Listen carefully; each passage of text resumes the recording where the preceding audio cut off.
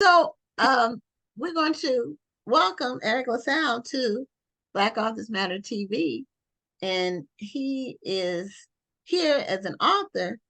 He is still an actor. And he also does film production too, from what I understand. But he is going to tell us about that. And we are excited to have him on to talk about his latest book, which is called Laws of Annihilation. So welcome. Welcome to Black Authors Matter TV.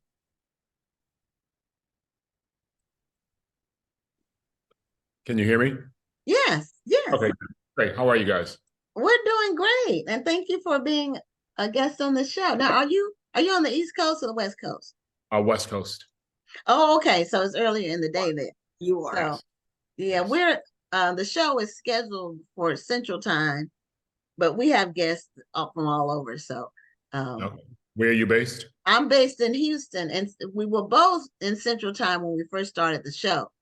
She was in New Orleans and I was in Houston, so that's why we did it that way. But then she moved to the DC area. So now I'm an hour ahead of you guys. So okay, something happened on your screen. Yes, we need to fix that. Yeah, we have a live show. So when it's live, anything can happen. There we go. So we don't record, we don't tape our interviews, other than we record them and then we do post them. But this is live streamed and the show stays online. And yeah, I was just gonna say, normally when by the time we end the show, it's past my bedtime. Yeah, that is true. So I know you came to the National Black Book Festival years ago when you did I believe it was your first book. I wasn't physically there. No, you were. You were there. You were physically there. You were physically at the National. Yeah, you talking about Curtis Buns? No. Oh, okay. No, in Houston. In Houston. Oh, in Houston. Okay, I'm sorry. I thought you meant Curtis Buns because that's his. Yeah, he does the book club conference. Right. Yeah, but ours is the National Black Book Festival. And I think when you came, that was the first time at the venue, our first time being at Fallbrook. But we've been there. That was when because I originally self-published the books. We're talking 11, 12 years ago for the first book, and then 10 years ago for the second book. So that period I was doing a lot of festivals and doing what I could to promote it. Yeah. Oh, okay. I think it was 10 years. So I think it may have been the second book. So I think was it Laws of Wrath? Was that the second book? Laws of Wrath. That's the second book. Okay. All right. So that's when you came. So and the way that you ended up coming was somewhat odd because it was all based on Twitter. It was I said something about when your book came out. I said, did you actually write the book or did you have a ghostwriter? And I think Troy Johnson it was on his page or something. And you tweeted back that you wrote the book. And then I said, well, would you come to the National Black Book Festival? And you said, sure. That was how you ended up. It was kind of bizarre, but we were happy to have you. And as a matter of fact, and I'll talk to your assistant after the show, but we would love to have you back again next year if your schedule permits. So I will. When do you guys normally do it? It would be, the date would be October the 19th. That would be the appearance date. So I will get with your assistant. We would love to have you. And I like that you write mysteries because that's one of my favorite genres. So has it been like a big gap? Wasn't there a big gap? Is this your third book? Yes. So there was a gap between.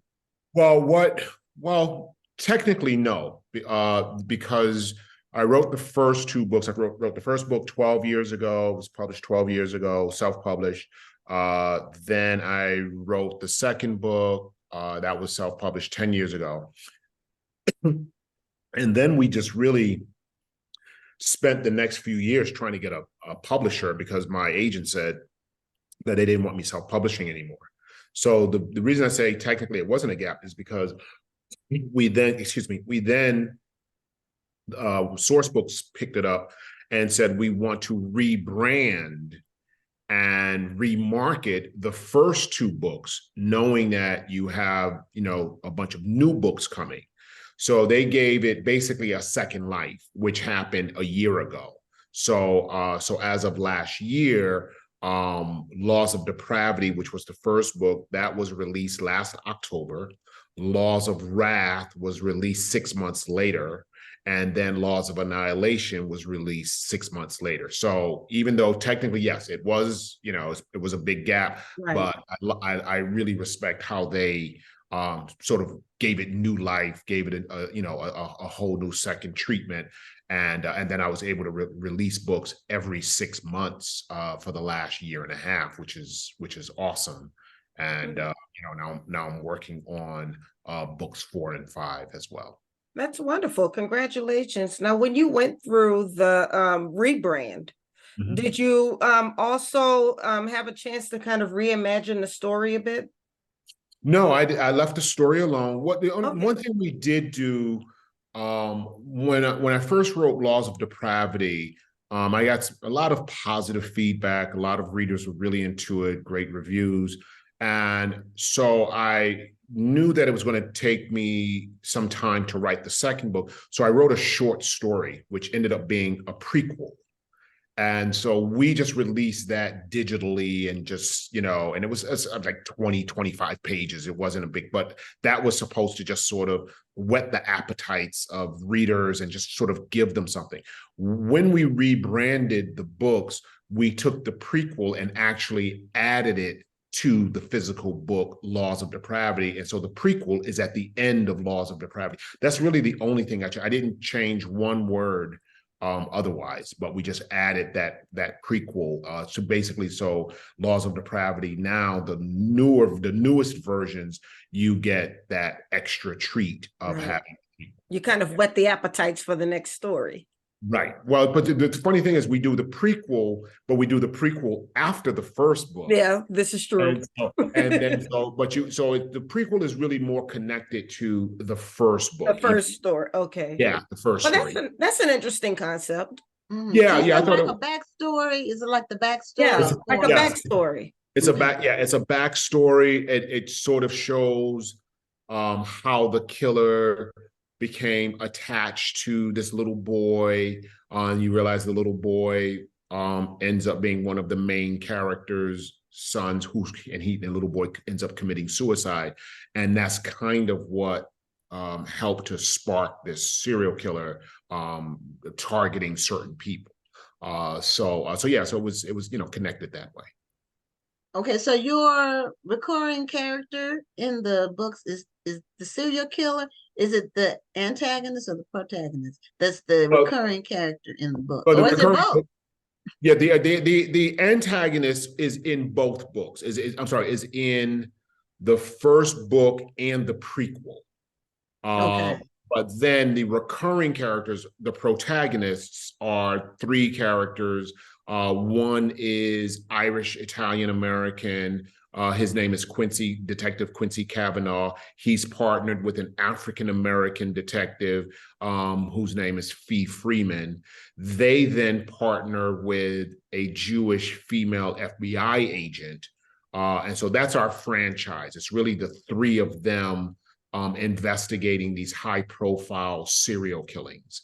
And so the 2 detectives are considered the best closers in New York. So it's reminiscent of the movie Seven, if you remember Brad Pitt and Morgan Freeman teaming up. So it has that, younger, but it has that salt and pepper team. They just team up with an FBI agent who's been basically chasing after the serial killer for years. So the serial killer moves around from city to city. So when he comes to New York, our detectives are investigating it as a new crime, but this FBI agent has been actually tracking him for 10 years. So the 3 of them come together, and that becomes our franchise, the 3 of them. Wow, that sounds like something that we would want to watch and not just read. Well, that's how they that's how they're conceived. And obviously my background in film and television plays a big part and is very influential on my writing, because most readers are, comment about how cinematic the story is. They can actually see it, they can feel it. And so the goal was, yes, the goal is to turn a successful literary franchise into a successful film or slash television streaming franchise. So that's the next thing. And we, I've started having some preliminary conversations about that. I really want to make sure we have all five. We're looking at probably 5 books in this particular series, unless I get so inspired I want to do more. But right now I'm working on books 4 and 5. And then when we have this franchise that would technically represent 5 seasons of a television streaming show, that would be 5 seasons, which is the watermark, and that's what you really want to hit. That's awesome. So I love the intentionality behind everything that you're doing with this series. Oh, thank you. Yeah, I've been, it's also, it helps to give yourself, to empower yourself. I think, like, my industry is really, really weird and interesting. So then again, so is the publishing industry. But a lot of times in my industry, people don't really know what their opinion is. Like on Monday, they may like something, but if their boss on Tuesday tells them they don't like it, then all of a sudden they don't like it. They also, you can have something that's good, but then they start asking, well, is it based on a book? Is it based, like, they need that extra thing, as opposed to just going with, hey, I really believe in this. So I wanted to give them as much. And then obviously when you turn over a bestseller series, it whets the appetite even more, and people become more impassioned by it. So that's why I want to turn this into a 5-book series, and then start looking at pursuing it as a film and television. Now, what motivated you to start writing the books? Is that something that you always had in the back of your mind with the acting? What made you just sit down and start doing that? Well, it's, when I was a lot younger, when I was 8 years old, I used to love writing poetry. Then at 14, I ended up, auditioning for the drama club, and then the acting bug bit. And so obviously for several decades, the focus was on acting. Then once I started directing, I had to write short films to direct. So that got me reinterested in writing. And then just as I started becoming an executive producer, a director, and it's just all been extensions of storytelling. So I consider myself a storyteller, which is to me all encompassing. So this just became another avenue of exploring that discipline and that passion. So for me, it's just, it's another great way of telling story. I found out as I got into it, I felt, I've written screenplays, short film screenplays, full length. I've written pilots, and I've found that personally, I feel I'm a better novelist than all the other things that, ironically, I had more experience at, because over the years I've written, several screenplays, several pilots, etc. But once I started writing novels, it just, I don't know, freed up a lot in me. It gave me access to get into characters' backstories and to their mindsets and the inner workings of their mind. And so if I present a villain, I sort of show you through their backstory and through their mindset how they became a villain, how they, and so, and obviously gifted screenwriters can accomplish the same thing, but I like this medium the best, and I'm most passionate and feel the most confident with it, ironically. And when you sit down and say, well, I'm going to write a novel, it's very intimidating. It can be, yes. Yeah, you're like, am I smart enough? Am I, you know what I mean? And then you just jump in and you start doing it, and you start realizing, and then the first thing I started trying to write wasn't great, but then you salvage what did work, and then it led me to my next story, which ended up becoming Laws of Depravity. So that's that was a blessing. So it sounds like the arts has been a part of your life for basically ever. Have you known that this? I know you said you caught the acting bug at 14, but when did you know that this is something that you wanted to pursue seriously, where you weren't going to look for that, let me get another job to fall back on in case this acting thing doesn't work out, or let me get a real job and I'll just do acting as something fun to do on the side? When did you realize this is what you were going to do? This was your path? At 14. Yeah. Yes. And I don't know. I think I say that I was blessed and fortunate to know what I wanted to do. And so that early, people come to acting in different ways. Some actors, they get into it in their 30s, their 40s. I started excelling. And I think we're always attracted to the things that we excel at, you know what I mean? And I'm sure if I had been an amazing athlete, I probably would have pursued that more if I'd been, you know what I mean? And so originally I thought, oh, I want to be a doctor. And then I was like, oh, I'm kind of scared of blood. So that was it. And then, but when I stumbled into acting, you have to realize I was at risk of being held back as a freshman in high school. I had my first leather jacket. The girls, some of them started calling me cute. So you start getting all distracted with that. And, schoolwork was secondary to me. Once I started acting in the drama club, I then made the honor roll. I was a complete I had this focus, I had this passion. My mother didn't quite understand it, but she was smart enough. She understood that this is something that he is serious about. It's affecting him in a very positive way. He's more responsible. So, if I would screw up, she'd be like, okay, you're not going to be able to go to drama club if you don't go clean your room or whatever. Blackmailed me with it, kept me on the right path. And so I think when something, moves you that way, and then my then mentor, Clay Stevenson, said that he thought I should audition for Juilliard. And I had never even heard of Juilliard. I didn't know what it was, but I trusted him. And I knew if he thought it was a great idea, then it was a great idea. And it wasn't until I started preparing my audition and doing research on Juilliard and realizing how prestigious it was and how, so I almost didn't have time to be intimidated by it, because by that time I was so deep into it, and I had his support. So fortunately I knew early on, and that really made a big difference. And then it's really the only job I've ever really had, was, I joined an acting troupe in high school. So I was getting paid a little something. And so I, technically became a professional actor at 15. And I never looked back.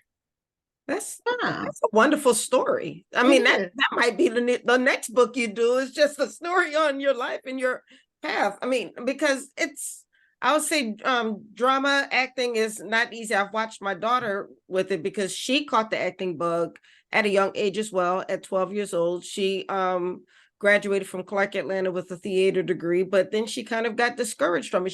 She wasn't able to find an agent, and then she started to wonder, well, maybe I shouldn't have majored in theater. Maybe I should have gone the regular route. And like, no, this is what you love. This is what you pursue.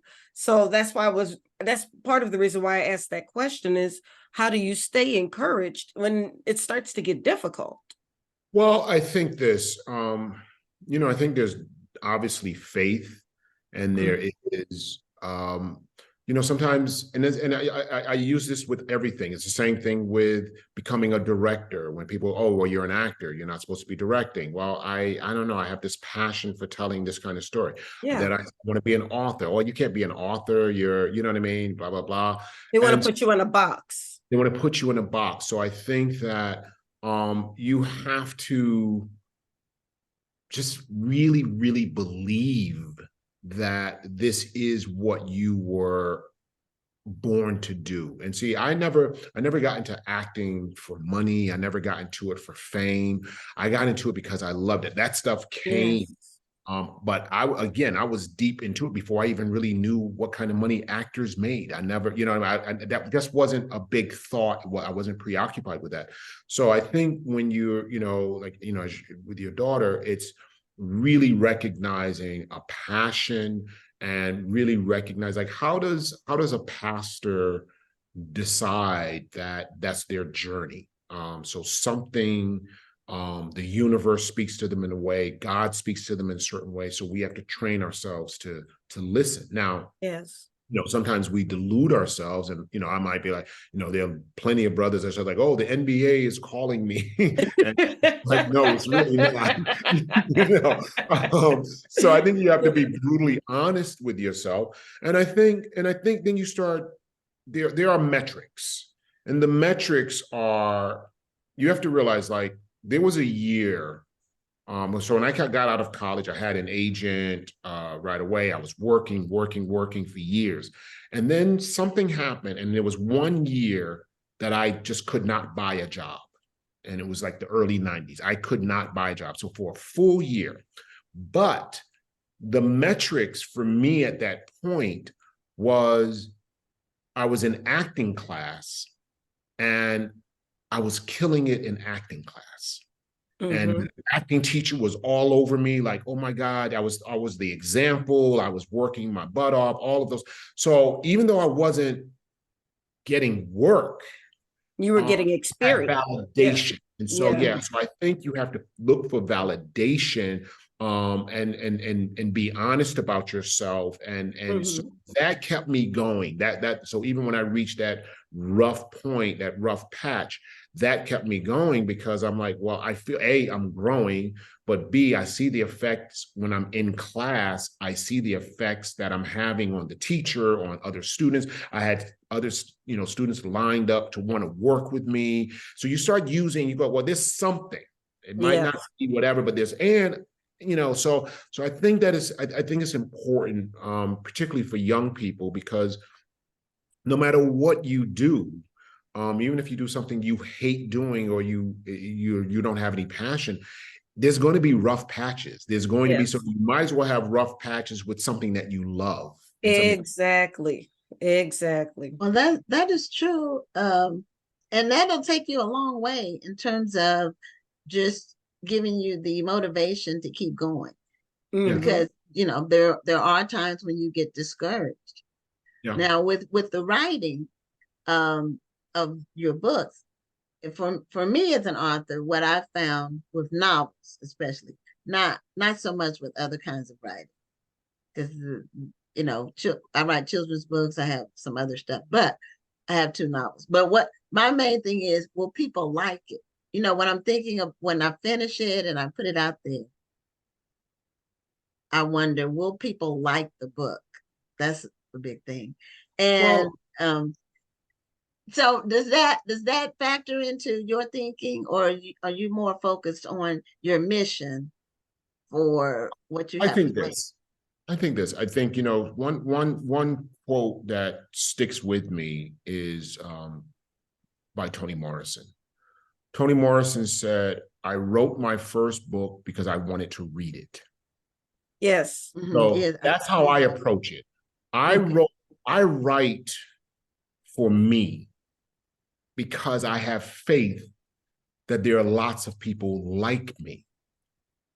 So I don't write for, I think any artist that tries to satisfy everyone satisfies no one. So I just need a good following. I need my niche. I need my group. And I found that, and I continue to find that, and people continue to find me.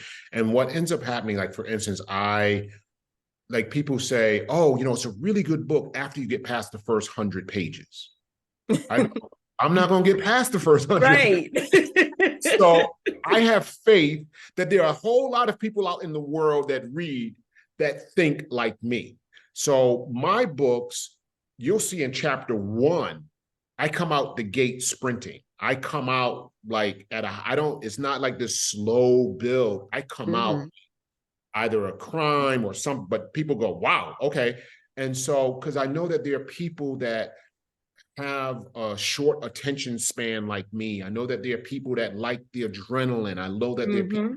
Well, I write the book for me and for them. I don't try to necessarily, oh, this has to satisfy this person, this person, this person. No, like, I'm okay because I think that there are enough to make me successful in doing it the way. So I think it's a mistake when we start trying to satisfy, we shape our art to satisfy everybody or the multitudes of people.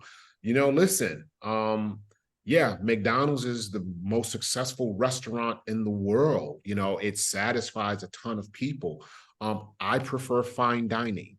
I prefer, so guess what? You don't have billions of people going to these fine dining, spots. But that doesn't invalidate, there's an audience for them. So when I go, there are people that's like-minded that, oh my God, the restaurant is filled with people that enjoy fine dining. That's who I want to be associated with. I want to be associated with readers that are just like, hey man, your books, they're thrillers, but they say something, they resonate, they take on social issues. You have great characterization. Your books are very visual. There are a lot of people starving for that. I mean, we're all writers. We read. How many times have you read a book and 3 days later you forgot what the book Exactly. and who you want something that's going to stick with people. Exactly. And so I know that there's a large audience of people that want something to stick. Like, some people, look, what do you call them? Summer reads. Some people go on the beach, they read something trashy and it's just, it occupies their time while they're lying on the beach. I like stuff that makes people, some of the best compliments I get when people are like, dude, I had to read your book through the night. Like, I could not put it down. I'm still thinking about your characters. I'm torn between rooting for the bad guy and the good. That's when you know your work is resonating. Yes. Not for everybody, but trust me, there are millions of people in the world that gravitate towards that. So I just want my share of that as a fan base. And as I do that and I stay true to my visions, I find I convert people, because some people are like, hey, I'm not a big thriller reader, but I can't put your book down. Your books are very edgy and you got this, got that, but I can't put it down. So then you start helping people to discover something in them that they didn't even know that they had. So I say, stay true to your art, stay true to your story, and let everyone catch up to you. And this is the same thinking that, from what I'm hearing so far, this is the same thinking that you put into your writing, into your acting, and even into your productions. Yes, exactly. And, I learned a long time ago that I just didn't have an interest in trying to do the masses. I mean, it's just great to be in, successful, and you want as many people to see your work as possible. But I think when you live your life like that, and you live your career like that, I think it's challenging. So as an actor, when I played ER, when I played on ER, the role of Dr. Benton, I decided I'm going to be honest with that character. That character is going to piss some people off. It's going to turn some people off, but some people are going to love it. And it's funny because that character has endured for so many years, and I'm still getting so many fans going, I'm rewatching ER. Oh my God, I love this character. But it wasn't always like some people, oh my God, your character is so abrasive. I don't like the character. To go, okay, that's not for you. But the people that loved it.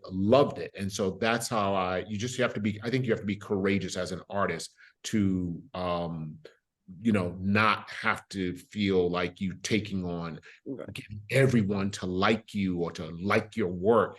Be honest with the work, and those that are attracted to that honesty, that's your fan base.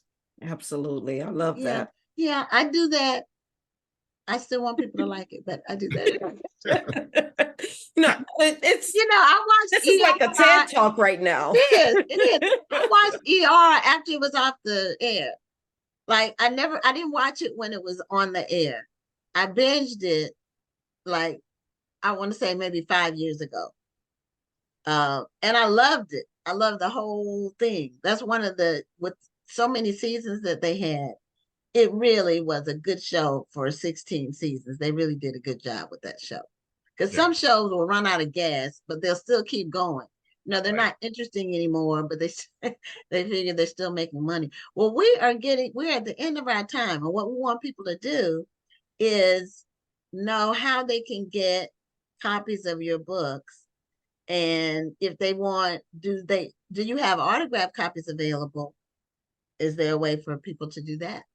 Well, some of the bookstores, so we're in all major, wherever one buys books, Amazon, Barnes and Noble, every major bookstore, independent bookstores.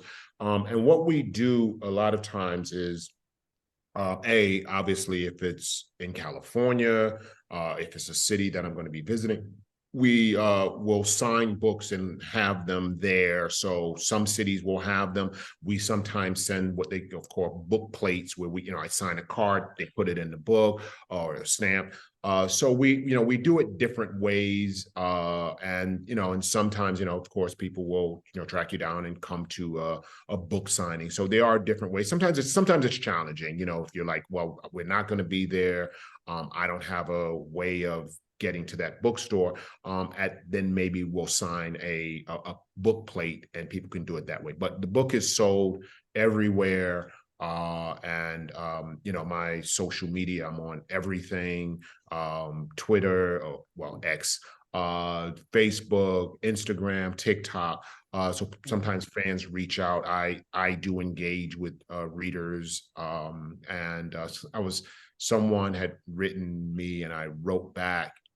And they go, oh yeah, I'm sure this is your assistant. I was like, no, it's really me. So, I don't know how to prove it, but no, it's really me. So because readers are everything for us. You know what I mean? And so the power that they have in finding your tribe. And I think when you become an author, you need to find your tribe. So I'm very accessible. I make myself accessible to readers, but yeah, they should check it out. And what we're finding, which is really, really cool, is that the first two books, I couldn't get them published. I self-published them. Now they rebrand them and they put them out.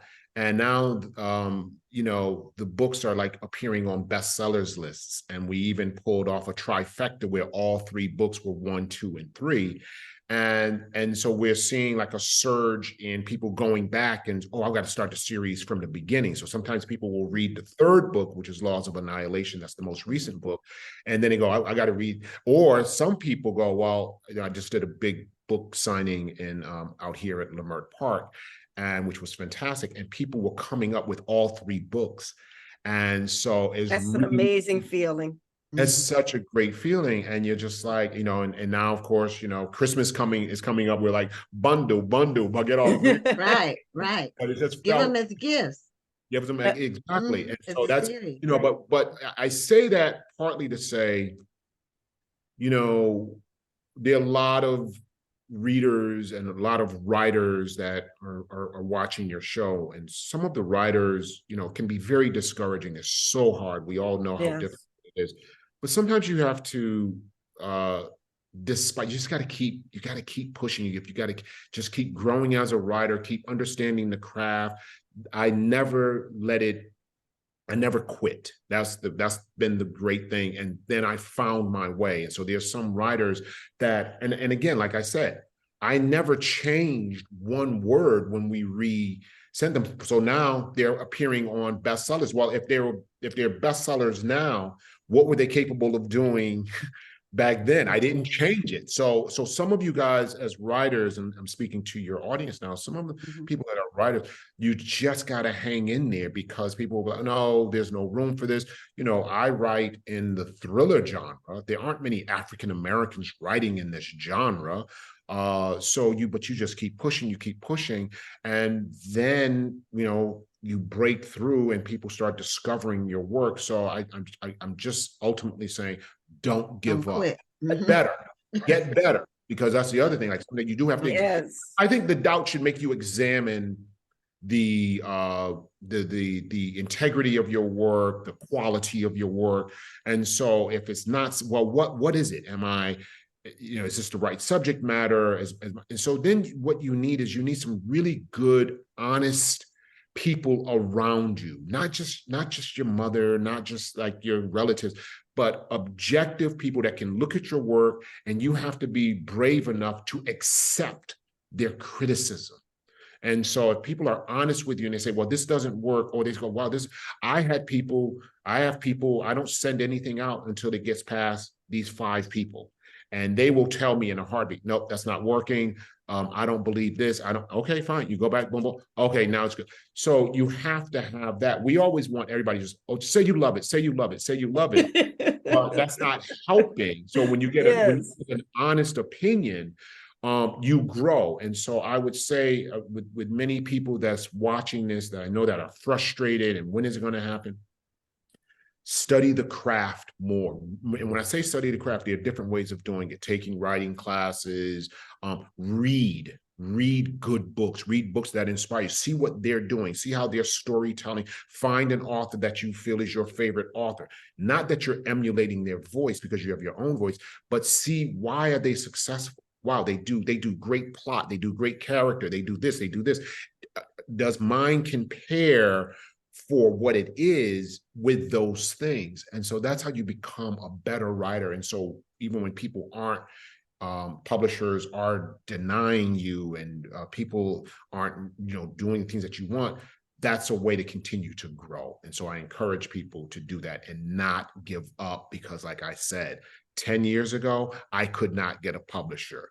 This year, you know, after the release of the 3rd book, trifecta, 3 bestsellers, you know, that's what you need to keep in mind. Just keep your focus on the work and getting better.